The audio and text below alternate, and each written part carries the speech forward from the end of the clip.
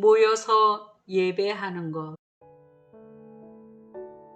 코로나19로 사회적 거리두기 단계가 4단계로 격상하더니 수도권의 교회에 비대면 예배만 허용됐다.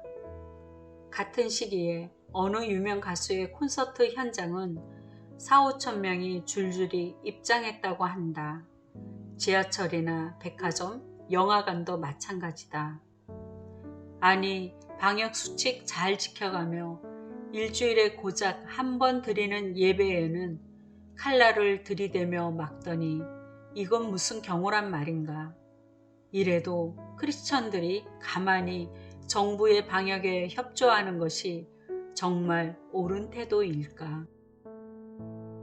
그나마 예배를 하나님의 뜻으로 아는 몇몇 목사님들이 항의하자 19명까지 대면 예배를 허용했다. 뉴스에서는 대형 교회의 빈 좌석을 보여주며 방역 협조한 교회들을 소개하고 오히려 모인 교회는 죄인 취급했다. 생각할수록 속이 상한다.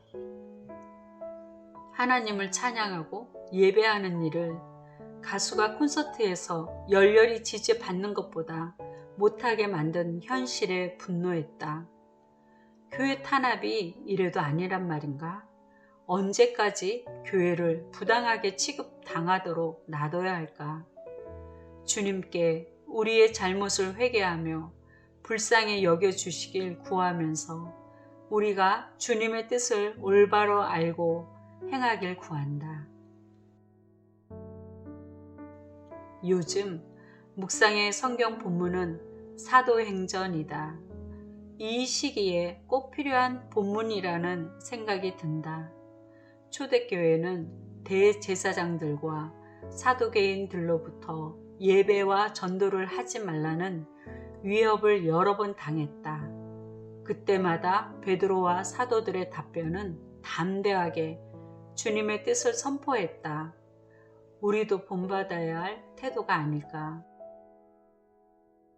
그들을 불러 경고하여 도무지 예수의 이름으로 말하지도 말고 가르치지도 말라 하니 베드로와 요한이 대답하여 이르되 하나님 앞에서 너희의 말을 듣는 것이 하나님의 말씀을 듣는 것보다 옳은가 판단하라. 우리는 보고 들은 것을 말하지 아니할 수 없다 하니 사도행전 4장 18절로 20절.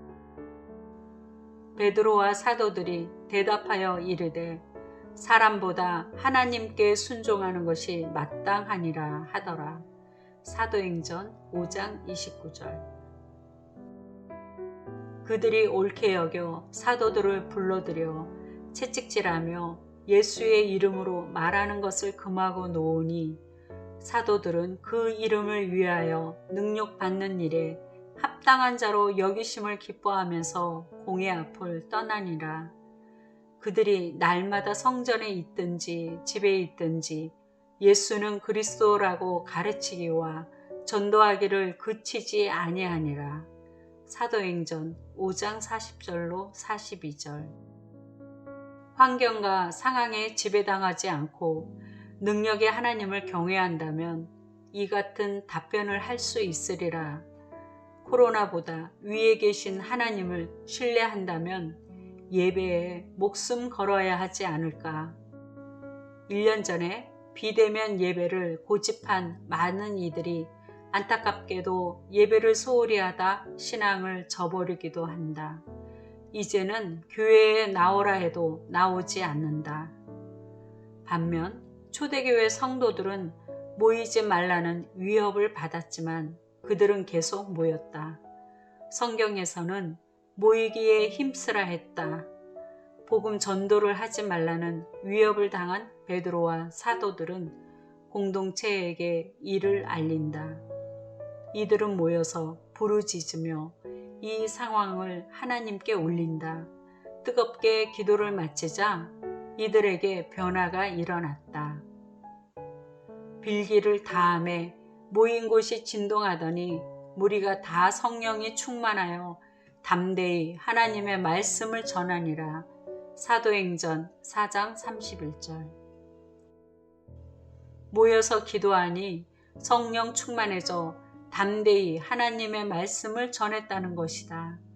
모여서 예배하지 않고 통성기도도 금지하고 예배 찬양도 하지 않으니 어떻게 성령 충만할 수 있을까? 너무나 애통하다. 그래도 일부는 이제껏 모여서 예배하며 마지막 때를 준비하는 교회들이 있다. 무명의 중보자들이 있음이 감사하다. 나라와 교회에 대해 마음이 상해 걱정하며 잠들었더니 이런 꿈을 꾸었다. 어떤 숙소들을 찾아가는 길이었는데 여러 사람과 같은 승용차로 가고 있었다. 나는 뒤에 앉아 앞에 있는 노인이 누군지 몰랐다. 목적지에 도착하여 어르신을 좀 더 나은 숙소로 모셔다 드린 뒤에 일반 숙소로 가려고 차에서 내렸다. 어르신 얼굴을 뵈니 글쎄 이승만 대통령이었다. 바로 깼더니 한밤중이다. 기도하라고 깨우신 것 같았다.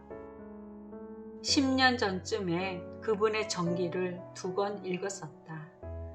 하나님의 은혜로 우리나라를 세우기까지 이승만 대통령을 쓰셨으며 공산주의로부터 보호하셔서 자유민주주의로 탄생해 주셨음에 얼마나 감격했는지. 그때부터 나라를 위해 눈물의 기도가 시작됐다. 그러나 한편 그분에 대한 평가가 엇갈리기도 해 안타깝다. 일전에 독립기념관에 들려 전시를 보며 우리나라가 세워지기까지 큰 공로를 세운 그분에 대한 업적을 찾아볼 수 없어 나는 실망이 컸다. 전에는 나도 그리 관심 없고 잘 몰랐다가 책을 통해 바로 알게 되어 하나님께 감사하다. 이승만 대통령을 꿈에서 뵙게 된 것은 무슨 뜻이 있을까?